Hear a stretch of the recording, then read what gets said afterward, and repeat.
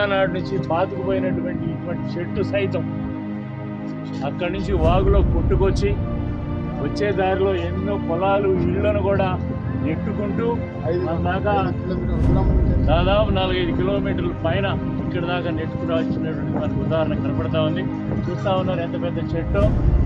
ఇటువంటి చెట్లు ఎన్నో ట్రాక్టర్లు కొట్టుకుపోయినాయి, కార్లు నెట్టేయడం జరిగింది.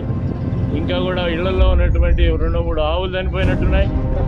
చాలా కోళ్ళు, ఇంటికి సంబంధించిన బియ్యం, ఇళ్లలో ఉన్నటువంటి బియ్యం, తర్వాత ఒడ్లు, ఇతర ధాన్యాలు కూడా తడిచిపోయి బీభత్సంగా మాత్రం ఈ వాతావరణం కనపడతా ఉంది. దానికి ప్రభుత్వం ఆదుకుంటుందని ఆశిస్తుంది. 27 నాడు తోకాది కాబట్టి చెప్పినప్పుడు చెప్పిన వచ్చే ముందు 2-3 అడిగిన ఇంకా ఇచ్చేది నాకు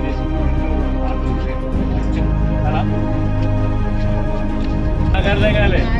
వాళ్ళు చెప్పి పుంచాల్సి పోయిపోయాడు, ఆడగొడితే అది ఈడొచ్చి కొట్టింది. ఈ నీళ్ళన్నీ ఆడదా కొట్టి కొండూరులో కూడా కొట్టింది.